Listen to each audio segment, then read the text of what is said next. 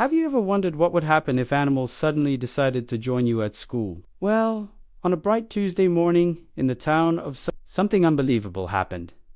Animal in the Forest marched into Springlight Primary School, as if it was the most normal thing in the world. It all started with Timo, a cheerful 9-year-old boy who loved animals more than anything. He fed birds, rescued turtles, and even talked to squirrels, though they never talked back. At least, not until that Tuesday. Timo was walking to school with his backpack bouncing on his shoulders when he heard a loud clearing of a throat behind him. "Ahem, young man. Excuse me." Timo turned and nearly dropped his lunchbox. Standing beside him was a tall giraffe, wearing glasses and holding a tiny blue notebook. "Good morning," the giraffe said politely. "I'm Gerald. Today I shall be attending school." Before Timo could respond, more animals appeared: a lion in a necktie, a zebra carrying colored pencils, a parrot with a math book, and even a hippo dragging a water bottle the size of a bucket. Timo blinked. Does my teacher know you're coming?" "Oh yes," squawked the parrot. "We sent an email."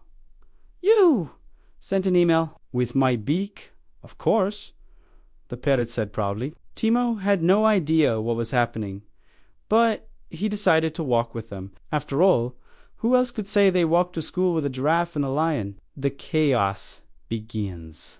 When they reached Springlight Primary, the guard dropped his tea. Students screamed, pointed, laughed, and shouted, "The zoo has escaped!" But the animals calmly lined up like perfect students. Gerald the giraffe bent low to speak to the guard. "Good morning, sir. We are here to learn." Before the guard could faint, the bell rang. Timo's teacher, Miss Ambler, stood frozen at the door as the animals squeezed into the classroom. The hippo sat on 3 chairs. The lion sat so straight he looked like a royal king, and the monkey swung from the lights until Miss Amber gave him a sharp look. "Class," she said slowly, "today we have new students." No one could argue with that. Math lesson madness. The first lesson was math. Miss Amber drew a simple question on the board. 2 plus 2 equals. Everyone expected the parrot to answer first, but before it could open its beak, the monkey shouted, "Bananas!" Miss Amber shook her head. "We're not counting bananas." The lion stood up, cleared his throat, and proudly announced, "The answer is roar." "That is also incorrect," Miss Amber sighed. Then Gerald the giraffe raised his long neck high and gently said, "Pardon me, but the answer is for correct." Miss Amber clapped. "Wonderful," the monkey whispered loudly. "I still think the answer is bananas." Break time chaos when the bell rang for break. No one believed what they saw. The hippo went straight to the water fountain and drank it almost dry. The zebra handed out colored pencils to everyone, saying, "Sharing is caring." The lion lay under a tree while kids lined up to take photos with him. He growled softly every time someone took a blurry picture. But the worst trouble came from the monkey. He stole Timo a sandwich, climbed onto the roof, and shouted, "Catch me if you can." The whole school chased him. Even the giraffe tried to reach him, though Gerald insisted. This is highly improper behavior. The head teacher arrives just when things were getting completely wild. The head teacher, Mr. Barassa, marched out. "What is going on here?" he boomed. The monkey froze. The lion sat up. The hippo stopped drinking. Even the parrot tucked in its feathers. Gerald stepped forward. "Sir, we have come because we want to learn. Animals know many things, but we do not know how to read human books. We wish to understand your world better." The students watched quietly.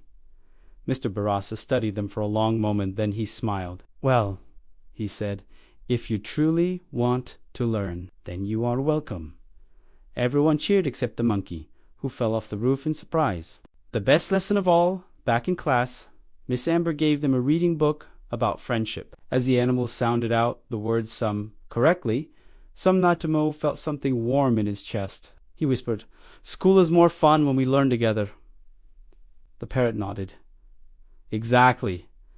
Education is for everyone." By the end of the day, the animals had learned the alphabet, written their names. The lion wrote his in giant claw marks, and even promised to behave the next day. As Timo walked home, the giraffe bent down again. "Thank you, Timo, Gerald said softly. Without you, we would never have been brave enough to come. Timo smiled. Will you come again tomorrow? Gerald winked. Yes. Yes. But next, Chimi, we're bringing the elephants. Timo gasped. Elephants? In my classroom. Gerald chuckled. Learning is about to get even more interesting. And with that, the animals trotted back to the forest, leaving Timo with the craziest, funniest school day he had ever lived.